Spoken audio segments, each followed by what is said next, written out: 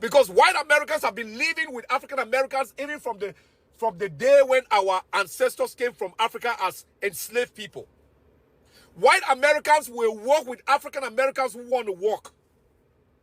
Latinos will not work with African Americans who want to work. There's a difference.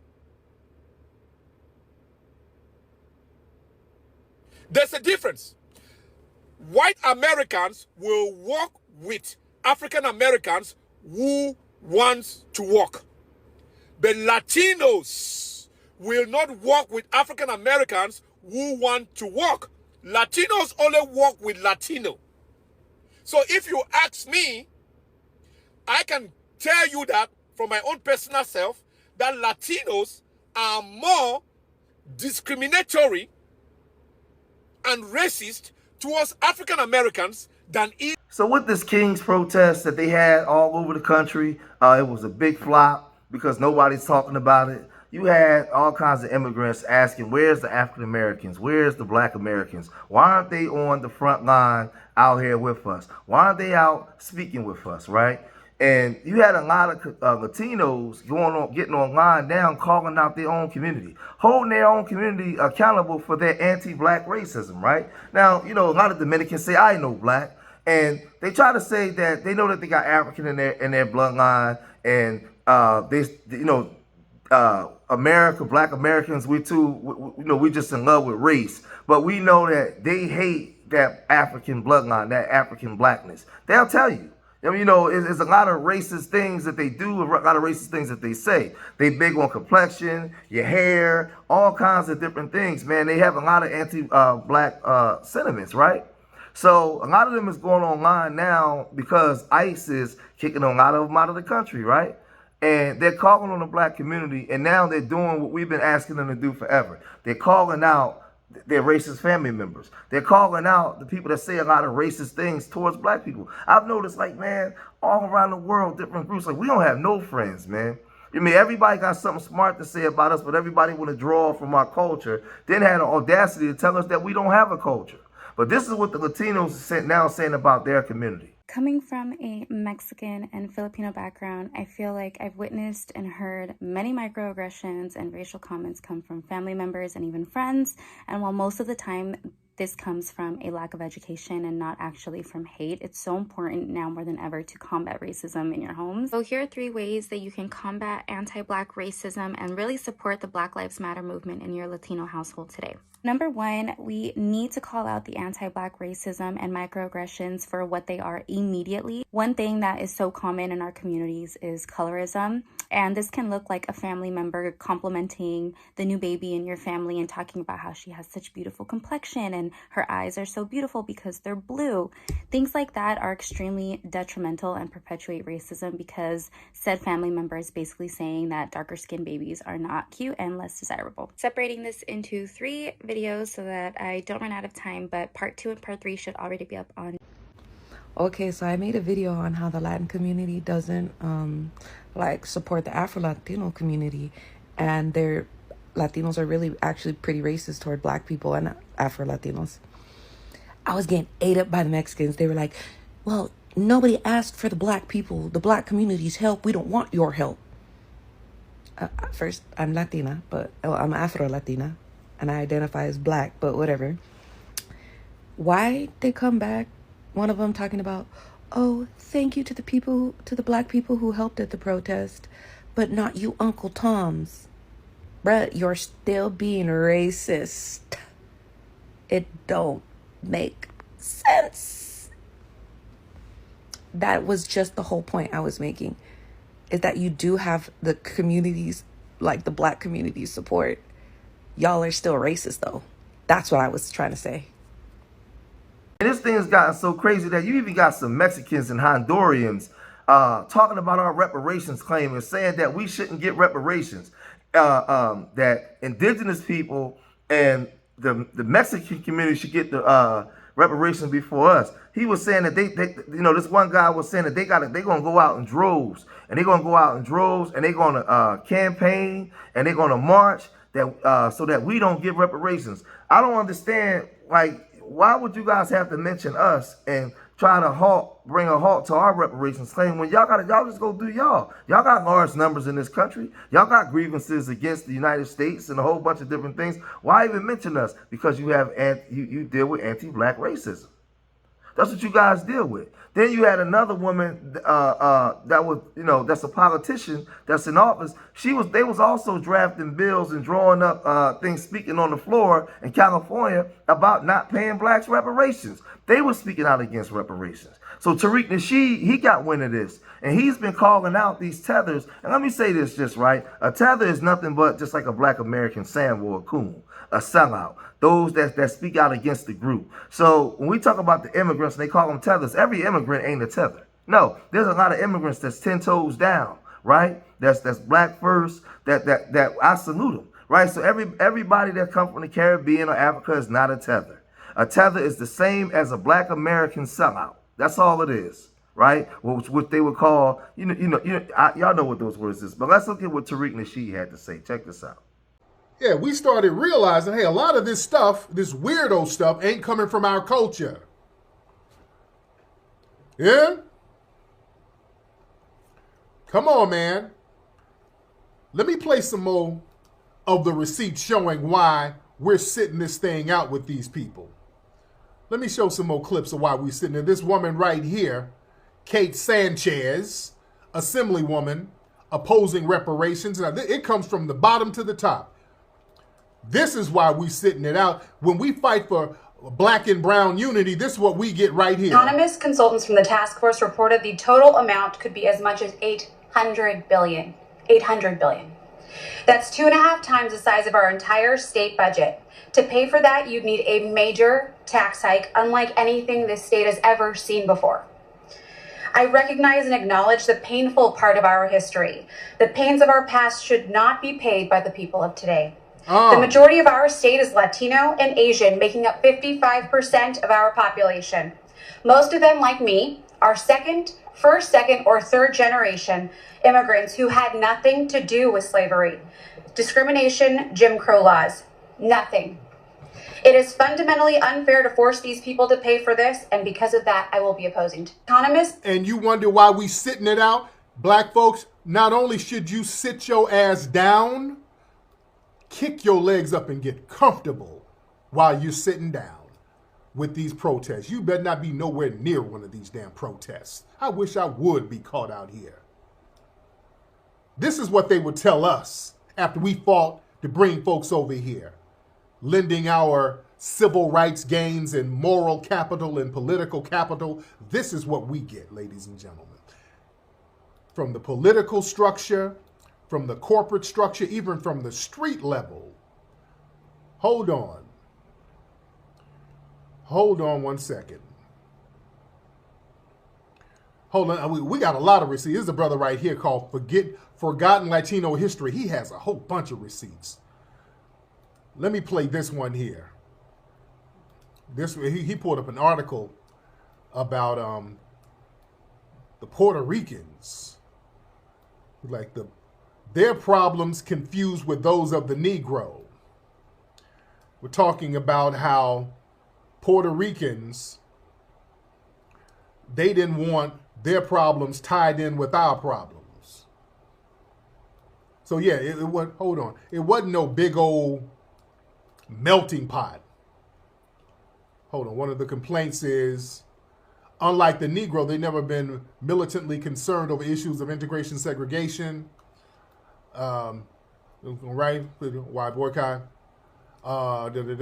Compelled because they never had been referred to a minority before. Unlike the Negro, the Puerto Rican is not a race. Okay, so yeah, hold on. This brother has a whole bunch of receipts. Hold on. Hold on, I'm trying to find that one with American Cholo too. Hold on. Now remember, this is our good old buddy American Cholo. And I done checked this guy for years. The anti-black racist American Cholo. Now this is him and his Hispanic buddies talking about reparations. All right, this is them talking about reparations. So from the top to the bottom, all of them, This is how they feel. They've been doing this for years. Priority. Yeah, over equality. Wait your turn into to those young raza or raza who want to believe that. You better turn your TV, brother. You better turn your radio back. What do you think about these Black Lives Matter that they want to be paid for being what is it, slaves and Reparations. Yeah, there. Are you talking about well, I heard they passed in North Carolina. Yes. But it was a small little town in North Carolina that passed reparations for workers over there. I'm sure they'll try to do something out here in California. I think they already actually got a little board going that they're going to start looking into it. So yeah, and that's what we, the raza, need to step up, protest, and I'm talking major. Do you hear? They need to protest us getting reparations. The raza needs to step up and protest black people getting reparations. And turn around and tell them, no, nobody get reparations until the Native Americans and the Mexicans get ours first. What? You supposed to get reparations from Spain, which you already got paid. Mexico got paid. We've been going through this crap a lot longer, so I don't want to hear it. Because it's not fair, dog. How are you going to give a bunch of money to a specific group, dog? This is the United States, a melting pot. How are you going to give it to a specific group? Because right now they've got the white people with so much guilt. It was your... Okay. All right. You see what I'm saying? And you wonder why black people are sitting it the hell out. You wonder why black people are sitting it out. But the Latinos wasn't finished.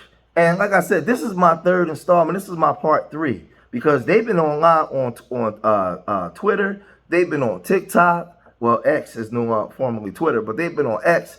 And they've been calling their community out. Especially a lot of the Afro-Latinos are starting to really speak up and speak out. Everybody's starting to speak up and speak out about the racism that goes on. One thing I noticed when I was growing up, and inside our households, our big mamas and grandmoms and parents didn't really teach us. They didn't teach us to be racist. If you in our Black American culture, we open up the door, we let everybody in. But I noticed the other groups, they gatekeep. They don't let everybody in because their cultures is based off of colorism and racism. Do we have colorism in the black community? Absolutely. But not to the form of racism or anti-black racism as opposed to other groups. Because we know that the Afro-Latinos are marginalized in those communities. And blackness is looked at as something that's low standard, right? If y'all don't believe me, check it out. I want to have a heart-to-heart conversation with my Latina sisters. So please listen to this video and I'll be right back. On behalf of all black women, we appreciate you guys wanting to stand with us. I have no problem against Latino. I don't have a problem against no other race. However, we're going to have to politely decline because in real life, y'all don't stand with us. This video has nothing to do with this creator. I completely understand where she's coming from, and this is why I wanted to talk to my Latina sisters about the internalized racism within the Latino community that we know exists. I have personally lived it. My own family called me the N-word and gave me black dolls for Christmas as jokes through my growing up years because of the darkness of my skin. I had to endure very hurtful jokes throughout my life as a kid because I was so dark. And I have seen repeatedly the internalized racism within the Latino community. And I have called it out many times. This is why I wanted to talk about it with you. Because this lady is right. We do not stand with the black community or black women in real life. But we reap a lot of benefits of their work, their hard work. Now, I'm not taking away from Latinos and the hard work we have done. But this internalized racism, where many Latinos think they are white and align with white people, probably because we have to check the white box under the race category when we fill out paperwork. I'm not sure. But this internalized racism within our group is normal. It's been normalized. And we need to look at ourselves in the mirror with regard to this. I've had to deal with a lot of generational trauma because of it. And I sincerely believe I'm not the only one. I read a couple of comments from fellow Latinas today who said they are similar stories to mine. So I'm calling on you ladies today to step back and listen to what this lady said, and really look inside and understand what she is saying. because it means something. Some of us may identify with the white folk, but at the end of the day, we are not white, and we will never be white. Let us deconstruct from this internal racism that has been normalized within our group and join forces with those who have been marginalized and oppressed just as we have. We will be better for it. I'm doing a Dear Black People series from a Latino because there's a lot of quiet stuff that needs to be said out loud about Latinos concerning blackness. So I'm gonna break this up into different little parts, but just to keep it short. But the most important thing that I need black people to understand is that the level of retardation that Latinos have going on in their own community definitely outmatches yours in the way that, yes, Latino culture is racist by nature. And so it's not just a racism thing against you, it's a racism against ourselves. And we do ourselves worse than we do y'all. It's like this. I want you to imagine that in your community, light skins actually made an actual effort to keep dark skins down on purpose. So I'll say this to the black community. You know, in black communities across America, we have to do a better job of owning the properties in the communities that we live in and controlling the politics in our communities. You know, I live here in Philadelphia, and the whole south side of South Philly now is all Mexican. And when they coming over here, they're not coming over here broke. Man, they coming over here with that cartel money. They opening up big-ass restaurants all throughout the south side of South Philly, from about 14th Street on down to 2nd Street in South Philly. That's all Mexican now. And that's been like that in 5 years. That's all Mexicans. So what is Philadelphia going to look like in the next 10 years if black people don't get their stuff together?